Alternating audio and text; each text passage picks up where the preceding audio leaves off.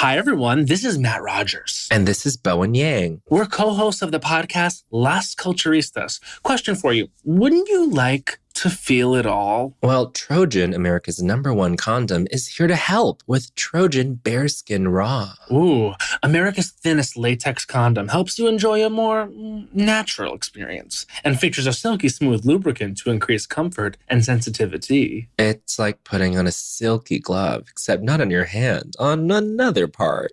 You know the part. And if you don't, ask your mom. Pick up some Trojan Bearskin Raw condoms. Triple tested and trusted for over 100 years. Trojan, feel your best. Get yours on. You coming to bed, hon? Yep, honey, I'll be right there. Just gotta turn out the light. Ow! Ow! Ow! Ah! Ah! Some things never change. Like your kids always leaving tiny toys on the floor for you to step on. And Geico saving folks lots of money on their car insurance.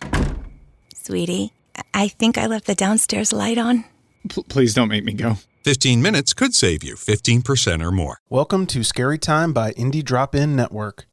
Each week we feature an episode from the best independent creators. Subscribe for great scary content. If you would like to help Indie Drop-In support indie creators, you can buy us a coffee. Just go to buymeacoffee.com/indie drop-in or click the link in the show notes below. Today's episode is actually part 1 of a 2-part series from Brave the Basement.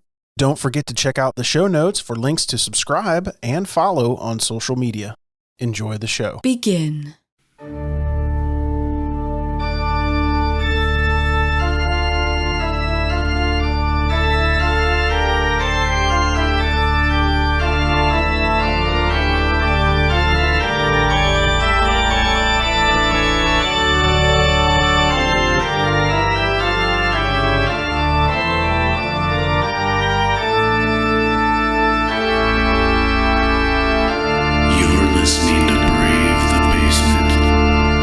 Hello and welcome to Brave the Basement. I'm your host, the Ghoul That Rules. If you enjoy getting a little scared, ghost stories, haunted houses, a believer in the supernatural, or even a skeptic wanting to look at things from a different perspective, then this is the show for you. Alright everybody, so today's episode is Grandma's House. So we've all stayed at Grandma's house, and just about every single one of us has been convinced at one time or another that Grandma's house was haunted. And my story is absolutely no exception to that rule. So without any further ado, we're just going to go ahead and jump straight in. So to set the tone, my grandma's house was built around the time that the Underground Railroad was built. And the Underground Railroad actually goes underneath our city, and it ends at Grandma's house. And my grandfather even confirmed this, and the city used to give tours every single year at a local festival that we would have. So like the tours of the house? No, they would actually do tours of the Underground Railroad that ran underneath the city. And then several years ago, they had to close it off because they just deemed it unsafe at the time. Now, the crazy thing is, the house was actually built by a doctor. And what they would do is they would take the slaves and they'd have them go through the tunnels to escape the city authorities. And then the doctor would tend to their medical needs at the time. So obviously, this house has a little bit of history to it. My grandparents, they had a lot of children, and I heard a lot of stories growing up, and I actually got to experience some of these firsthand. So, when you go into this house and you walk upstairs, you're going to walk up these stairs, and as soon as you get to the top on the left, you're going to be looking at a bedroom. If you take a hard left, there's a closet right there. So when you walk down the hallway, you got the first bedroom, you got the middle bedroom, you got a bathroom on your right, and then you got a makeshift bedroom that was actually a kitchen at one point. And of course, upstairs is where a lot of these supernatural occurrences have been reported by my family. Most notably, and we even named the ghost, and if you want to scare everyone about my age and the family, all my cousins, you just mention the name Mr. Sellers. So one of the famous stories that comes from that house starts with my aunt. And there used to be an old belief back in the day, especially when she was growing up, that if you were extremely sick and you were sleeping and you were having the falling dream, they say if you hit the bottom, you would actually die. And she claims that one night she was sleeping and she was extremely sick. And she was up in bed. And she was sleeping in that middle bedroom. We'll get more into that middle bedroom here in a little bit. And just as she was getting ready to hit the floor, she was wakened by this strange man. And we believe that was Mr. Sellers. So, do you think Mr. Sellers is a good spirit or a bad spirit? Well, we definitely believe that he was a good spirit. But you could definitely feel the presence when you walk in this house. If you spend any time in this house, that there's definitely good and bad presences there. So do you think he's still around to this day? Or like, have you checked it out recently? I haven't been in that house now, and it's been about 3 or 4 years. My grandpa has since sold it, so I have not been inside of it for a couple years. But last time I was in that house, you could definitely feel just a zone down, I like to call it, where you just know that there's some sort of paranormal, supernatural, spiritual energy inside this home. So like that tension, like when you walk in, you can feel the presence? Oh, well, most definitely. I mean, it's overwhelming. This place, it's absolutely overwhelming. My fantasy has always been to find some sort of psychic medium and have him walk through the house and see if he can confirm some of the names that my family has dug up over the time. So earlier I described the house, but what's really interesting to note is this house is up on a hill, and it goes down a hill, and at the bottom of this hill is an old railroad track. It's been shut down. And right after railroad tracks goes up this big hill again, and then back down again. And at the bottom of that hill is the park, the city park. And at the top of the hill, right before you get into the park, are trails. Okay, and they lead back to the cemetery. This old cemetery. And I spent a lot of time there hanging around when I was doing some of my amateur ghost hunting. And I happened to notice that all the names on the tombstones were the same family name except for the women. Because, of course, at that time, all the women would took the name of their husband. So the only name change on the tombstone, other than one particular family, was literally the women. And so the family rumor goes that a lot of people that died in that cemetery died in that house as well. So do you think that family at some point owned the house? Well, we're not 100% sure, but that definitely is the family rumor. I couldn't prove it. I don't have the paperwork. Just a word off my aunts, my uncles, my grandpa, my grandma. So that's what we think. So to get into some of the actual scary stories. So when I was a little kid, Grandma would swear because right next to her house was an old abandoned home, and we called it the White House, okay? And like I said, this house was abandoned for years and years and years, and it's since been bought and it's been fixed up, and people live there now. But Grandma would swear that she would be doing dishes, and the window right above the sink was looking right at the house, and she would swear that there'd be a man staring at us for years. And I remember this scared us all so bad that when all me and my cousins would have sleepovers, and we'd stay up late, telling scary stories, and someone would always say, "What would you do if you looked outside right now and there was a man looking in?" Which now it just don't seem as scary because you just think someone's trying to burglarize my house. But when you're 5, that's terrifying to think that there's a man looking in your window and he's looking to kill you. So you guys were looking for this man, basically? Well, I never seen the man. This was off my grandma. It was the only story that Grandma would tell, that she would swear for years that there would just be this man just looking outside the window. And of course, my grandpa, he'd go outside and look, and there'd be nobody there. So it was like one of those coincidence, oh, he's there kind of deal when you're staying up at night, pretty much. Well, who knows what it was? It could have just been some guy. We don't know, right? Someone just drunk walking around staring into the house. But it was but the funny thing is that if you knew my grandmother, because we would ask her, "Grandma, is this house haunted?" And she'd always say, "Oh no, I've never seen anything here other than the strange man that would watch me do the dishes." And then you'd hear all these other stories. And as I grew up, I realized that maybe Grandma wasn't telling me the truth, right? did she experience things, and just because we was little, she didn't want to scare us. So do you think she ever like told the description of the man?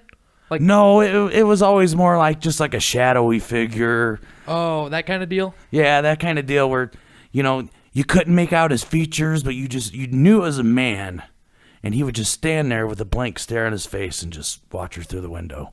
But he wasn't there every night, and that was what really scared her. And like I said, it couldn't have been a neighbor because the house was abandoned. There was no one in it. We used to go in the house all the time and play around in there, and I got stories for another show about that house. But the particular story that I'm really interested in telling everyone about today was my experience one night when I stayed the night in that house. Just one night. Well, the main story is about one night. I got a couple small stories, but this was the big one. This was the moment in my life that I got extremely interested in the paranormal. This is what kicked it off. This was the start. This is the real deal. This is the real deal. All the way down to the Halloween decorations, going all out for Halloween night. This is what started the whole thing. Okay. Hey, it's Nikki Glazer. I want you to get everything you want. And the thing I want you to get the most? Laid. Yeah, that's right. I want you to have sex. And what better way to have sex than to use Trojan bearskin raw condoms? Cuddle up on that bearskin rug, throw on a bearskin condom, and it'll feel as close to the real thing as possible. They're triple tested and trusted for over 100 years, with silky smooth lubricant to increase comfort and sensitivity. Don't be cuh. You gotta wear a condom. They're cool. Buy them. Share them. Gift them. Wear them. Grow up and get Trojan bearskin raw condoms. Trojan, America's #1 condom brand. Feel your best and get yours on. Emma, what are you researching now? Birthday gifts. Safa has the best mattresses in every category. So how about one for everybody? Mattresses? A customizable Air for mom and dad who can't agree on firmness. A 5-pound memory foam for your sister's college all-nighters. An all-natural latex for your yoga teacher. A Safa Youth for my growing nephews. And a classic inner spring for us. I got you a tie. Get $200 off your purchase of $1,000 or more at safa.com/200. Let's get to it. So earlier I described when you walked up the stairs, you had the couple different bedrooms, and I called one the middle bedroom. Okay? So one night I'm sleeping up there, or trying to sleep. I actually just got in bed. And after being in bed just a few minutes trying to fall asleep, started hearing these footsteps coming up the stairs. And at first I thought, hey, it's just Grandma coming to check on us. And heard the stairs, and the steps would come all the way to the top. And once you reached the top, you had to kind of make a real quick left turn and then a right turn to go down the hallway. So I heard the steps take the left turn. And then I heard the steps take the right turn. Now at this point, the bedroom door is wide open, and you could see directly into the hallway, and there was a night light on. And all night long, you would hear footsteps going from where that closet was, past this middle bedroom, all the way down to the last bedroom at the end of the hallway, and back and forth all night long. The whole night? Just the whole night. It never stopped. It went on all night.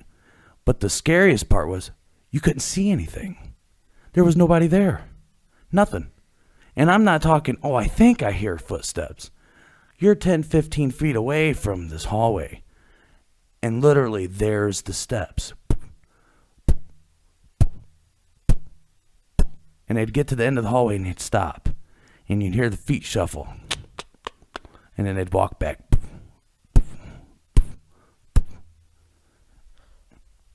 So do you think, were you with other people? Like with your cousins? Did they hear the same sounds that you heard? Well, my cousin was actually in the first bedroom in the other room. So they were staying in one bedroom, I was staying in the other bedroom. And of course, I didn't say anything to anybody, right? Because I thought, people's going to think I'm crazy. And I remember being around several of my aunts one time, and they grew up in the house. And they said to me, have you ever stayed the night in the middle bedroom? And I said, well, yeah. I stayed one night. Did you hear Mr. Sellers walking up the stairs and walking the hallway all night long? So they believe it's Mr. Sellers. Yeah, we believe it's Mr. Sellers because from the story that my aunt told, where she was actually waking up by the spirit, by this man, and she physically seen him. And so if he woke her up and saved her from death, then he must be a good spirit. And we believe that he's keeping watch over the house to keep the bad spirits away. That's cool. Yeah, it's pretty trippy. And then the other few stories that I have about the house are, as I got a little bit older, I started getting a little more interested in paranormal. And I started reading about it. And I was in this house with my cousin, and we were just hanging out, playing video games, and you'd start hearing banging on the wall. And I had just read a week or two before that in this book that if you have spirits in your house and they like to bang on walls, but they don't ever seem to destroy anything, they're just trying to get your attention. And the best way to get them to stop from banging on your walls is to bang back. So was this in the same house or was this in a different house? Oh, no, this is the same house. Same house? Same house. Different bedroom. We were in a different bedroom, so we were in the first bedroom. But literally, we're sitting there playing video games, and I'm hearing the banging. Bang, bang, bang, bang. And my cousin says, you know what, I'm tired of it. I've had enough. And starts banging back. And she says, okay, I know you're here. Stop. And I said, do you have to do this all the time? She said, I'm tired of it. It's constantly. It's every single night. It's every time that the house gets quiet. When you don't hear people moving around the house, you'll hear bang, bang, bang. And you'll be trying to sleep. Bang, bang, bang. And the only way to stop it is bang, bang, bang it back.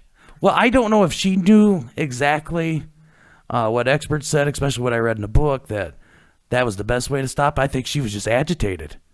And I couldn't believe it that, because she wasn't into the paranormal and the supernatural and all those things. So I was kind of surprised that she knew how to stop them. But I think it was more out of aggravation than it was about knowledge. She was just pretty much trying to live her life. Yeah, just trying to go about her business, and here these spirits are just trying to constantly just get attention, and that's what these spirits are trying to do. And I think that a lot of them spirits are some of the good spirits in the house. More attention seekers. Exactly. Those that watch over things, try to keep the evil spirits at bay, and the ones just trying to get attention. Hey, I'm here, bang, bang, bang. So did you play any Ouija games? I know there's been a Ouija boards. I think that's what they're called. But have you ever played any of those, scary games at this house? Not at that house.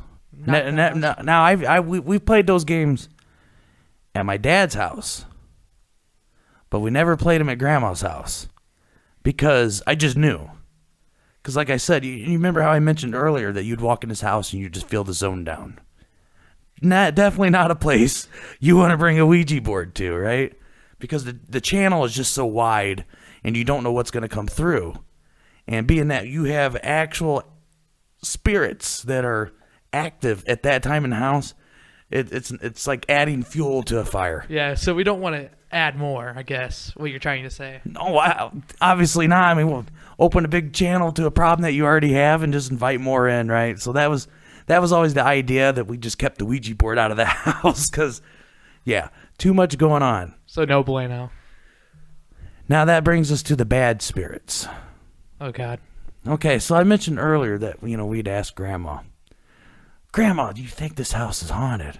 Oh, no. But see now, and she would never admit to it. But supposedly when they first bought the home and they started moving in some of the furniture, and she had been working on the house and cleaning on the house and just got the couch there. And she decided to take a break and just lay down for a few minutes. And she said she was just laying there with her eyes closed and just heard something coming down the stairs and thought she was the only one in the home. And that's when she looked up and seen a headless man carrying his own head with blood coming from the neck. So, have you had any other scary stories in this house? I just told a couple of my personal experiences, things that I actually went through. But actually, next week, I got a special guest. It's going to actually be my uncle who grew up in this house. And he's got a lot of stories. And I'm holding some of these stories back, obviously, because I want to keep it open for him. But let's just say my uncle is probably 6'3", 6'4", big, strong guy. And one particular night, he actually spent the night in my driveway, sleeping in his car, because of what happened to him in that house when he was in that house. And he would not go back in the house that night. It's weird to think that 6'4" guy would be scared to go back into that house. Well, wait till you hear the story, okay? I mean, it is absolutely, it will make the hair on your neck stand up. It is freaky. I'll never forget it. We actually went back to the house the next day because he was babysitting me. That's how young I was. So he was gonna babysit me the very next day.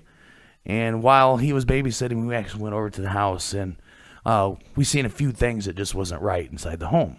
But we'll go into that more on the next episode. We would love to hear from you listeners, so if you got a scary story, some experiences that you would like to let us know, maybe we'll read your email on the next show. You could reach us at bravethebasement@gmail.com. And that brings us to the end. We hope that we brought you just a little fright. And remember, when you were up late at night and you hear something in the other room that just doesn't seem right, it's okay if you need to turn on the light to protect yourself from things that go bump in the night.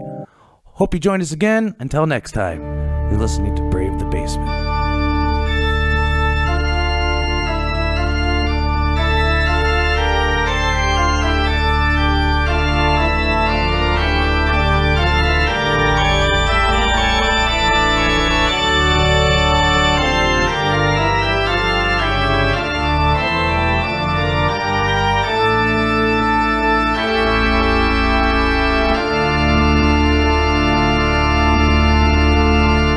Thanks again for listening to Scary Time by Indie Drop-In Network. Check out all of Indie Drop-In shows at indiedropin.com. If you would like your show featured, reach out to us at Indie Drop-In on all social media or go to indiedropin.com. Emma, my back is killing me. Can you help? Yep, been doing some research. Great, it hurts right here. You need lumbar support. Safa mattresses have advanced spinal zone technology. I was hoping for a massage. Safa is a better solution, Dan. Their mattresses have the chiropractic seal of approval, according to my research. How about a Safa and a massage? Get $200 off your purchase of $1,000 or more at safa.com/200.